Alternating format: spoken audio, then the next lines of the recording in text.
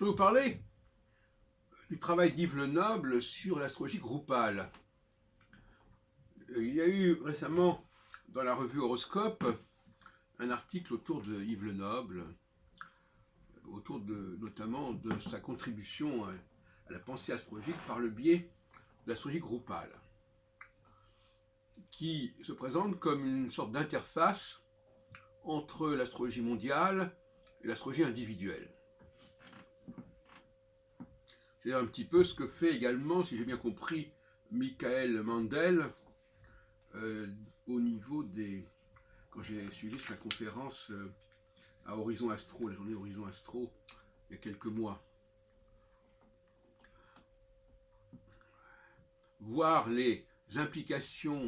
bon, mais c'est plus subtil que ça. Donc, ce que veut dire Yves Lenoble, si j'ai bien compris, c'est que les gens qui vivent ensemble dans un même groupe comportent des points communs au niveau de leurs thèmes respectifs.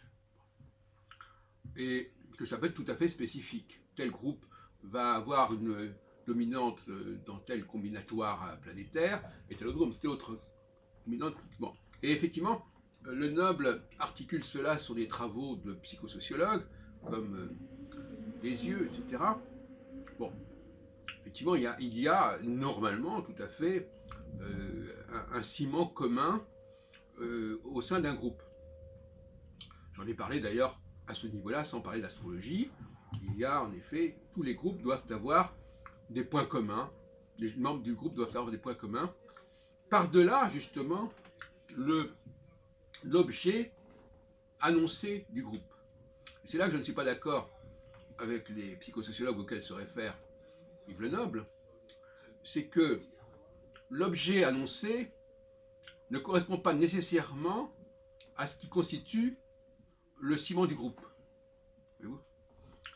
Et j'ai montré que dans bien des cas, le groupe existe par sa propre dynamique et qu'il peut être instrumentalisé à tel et tel moment de son histoire par telle ou telle idéologie, telle ou telle problématique qui n'explique pas réellement la réalité du groupe et sa pérennité.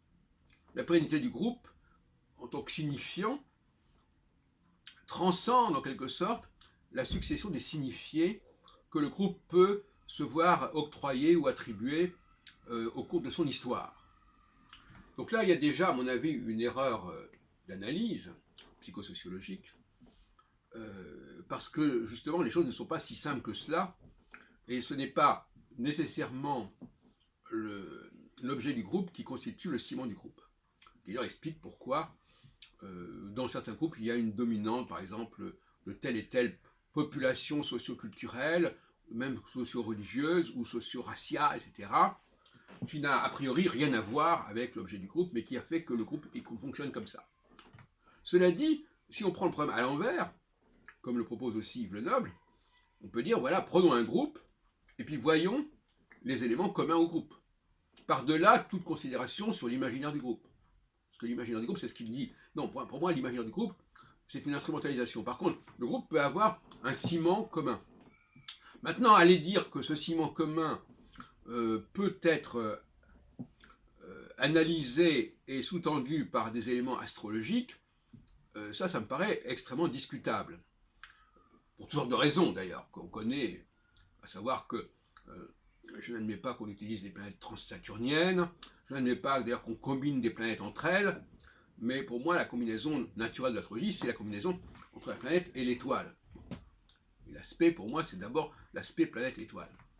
Mais enfin, par-delà cela, l'idée aussi de croire que tel groupe, ou telle région, ou tel état est marqué par une certaine configuration astrale, comme par exemple dire, comme avec André Barbeau, que Saturne et Neptune déterminent l'histoire de la Russie ou de l'URSS. Bon, là c'est cette localisation, puisque finalement parler d'un groupe c'est une forme de localisation. Moi je la mets en question totalement de toute façon.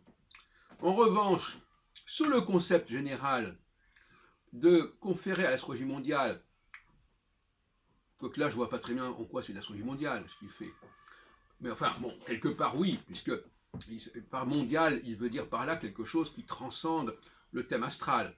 C'est-à-dire quelque chose, puisqu'il compare des configurations dans différents thèmes, donc on n'est plus dans l'astrologie individuelle, on est dans une sorte de combinatoire planétaire commune à plusieurs thèmes, ou au thème même d'une république ou d'une société, etc.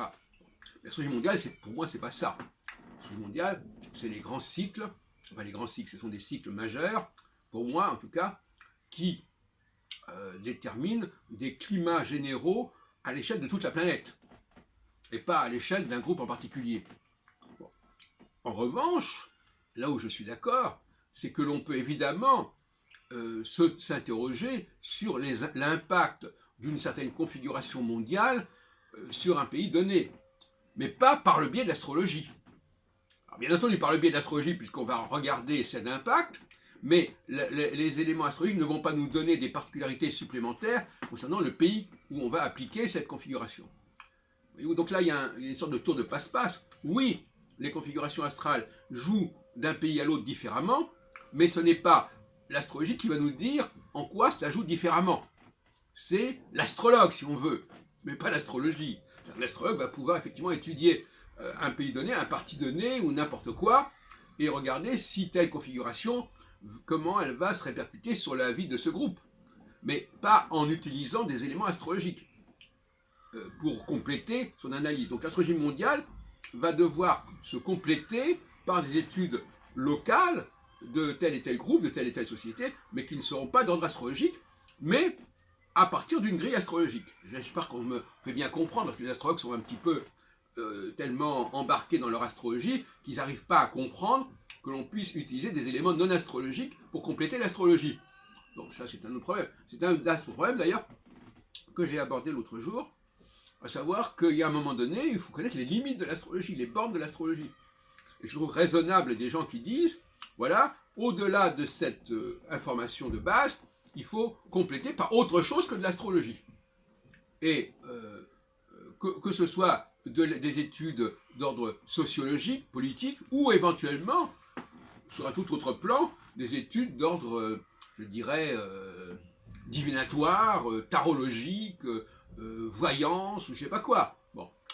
Moi, je respecte les gens qui disent, voilà, l'astrologie, elle a ses limites. Maintenant, au-delà de ses limites, eh bien, il faut compléter par autre chose. Que ce soit de l'ordre de la parapsychologie, de la psychologie, de la psychosociologie, de tout ce qu'on voudra. Mais l'astrologie n'a pas à être étendue au-delà de cela. Et donc, finalement, l'astrologie groupale de Yves Le Noble reste néanmoins marquée par une sorte de dépassement des limites de l'astrologie. Et c'est ça qui est regrettable.